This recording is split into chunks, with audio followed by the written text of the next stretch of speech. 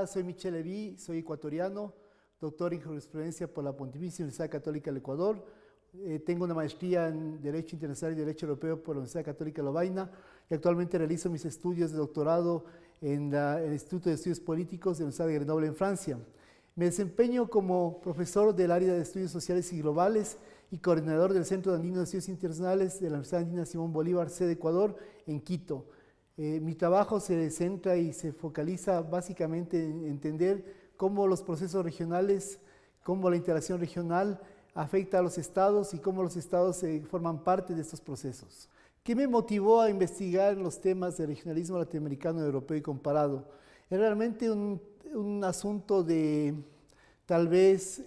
suerte o tal vez una serie de factores que se conjugan para que uno llegue a topar un tema que le pueda impactar en su vida y que le pueda además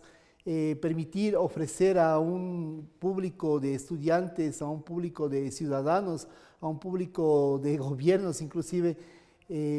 una investigación de calidad y una investigación con un contenido que pueda transformar la sociedad, por decirlo así. Básicamente, cuando yo fui a hacer mi maestría en Lovaina, pensé en hacer un programa en Derecho Internacional y sobre todo en Derecho Internacional, y al final de cuentas tenía que mi programa era en Derecho Internacional y Europeo. Cuando yo llegué a la universidad, y esto es una anécdota muy interesante, me dijeron que los profesores de Derecho Internacional, que era lo que me interesaba realmente, estaban en año sabático y que tendría que tomar más cursos de Derecho Europeo.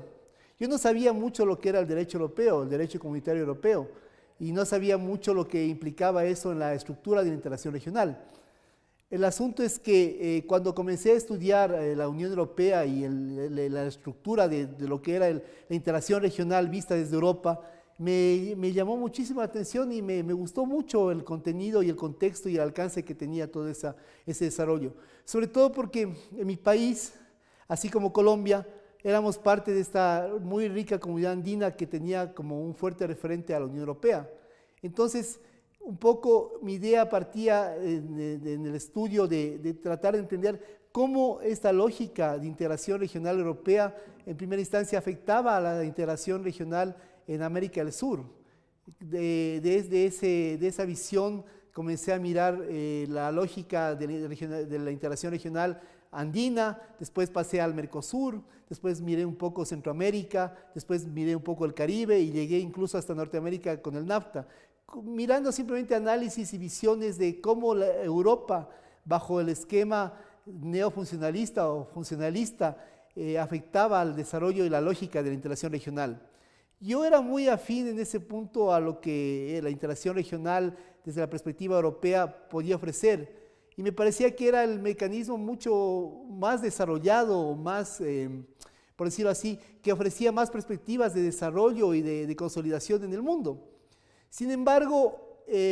a medida en que comencé a investigar más sobre el tema y comencé a mirar cómo la lógica de los estados era muy fuerte en el desarrollo de los procesos de integración regional y cómo podía afectar mucho la involucración de estos procesos dentro de los estados y los estados dentro de los procesos, comencé a entender que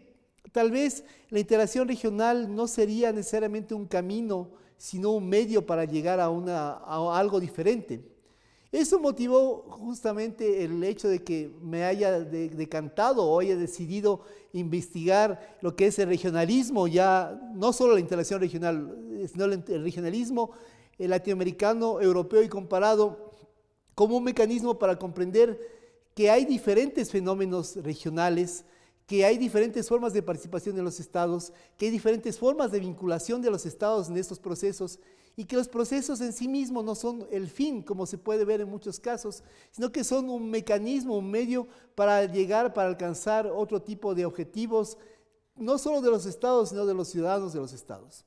Ahora, cuando yo planteo mi investigación, ¿cuáles son los temas más importantes que llaman mi atención? Como yo vengo de esta escuela en la que la integración regional, las estructuras eran muy importantes para establecer los procesos y para definir el alcance que pueden tener estos procesos, básicamente yo tomé como base el estudio y el análisis de las instituciones y de la capacidad que tienen esas instituciones en crear normativa como una fuente estructural que permite a los procesos, tanto de integración regional como a los procesos regionales, trascender en el tiempo y ofrecer soluciones a los estados y a los ciudadanos. Ahora, esta visión puede ser muy limitada en una perspectiva si vamos a analizar otro tipo de fenomenología, otro tipo de fenómenos, como los que se refieren a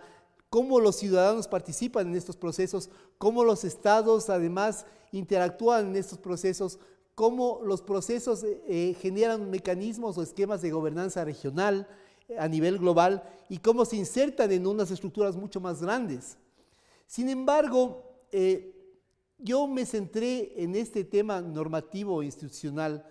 porque desde mi perspectiva de análisis considero que esta visión permitiría entender sobre todo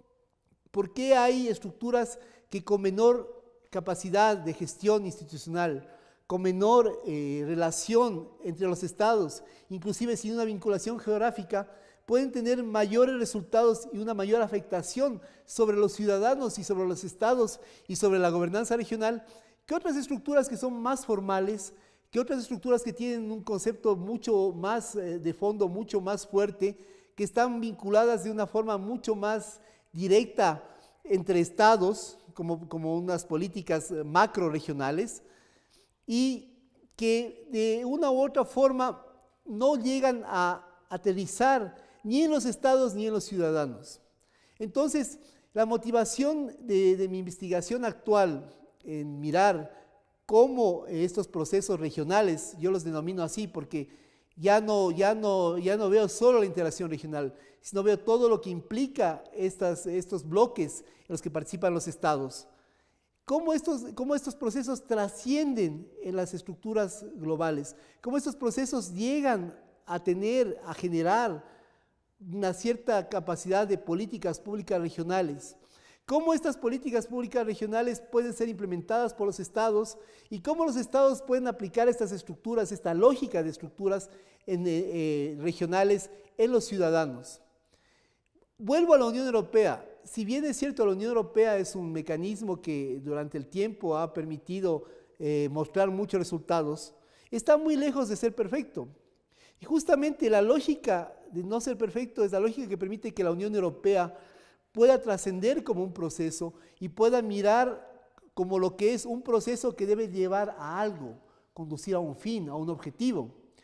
De acuerdo a los padres fundadores de la Unión Europea, la idea era generar una estructura política, una unión política, algo que sea por sobre los estados y que permita a los estados vincularse y de una u otra forma dejar su soberanía de lado y hacer algo que sea totalmente un animal político diferente a lo que conocemos, a la teoría de los estados bajo la visión de la soberanía westfaliana. Sin embargo,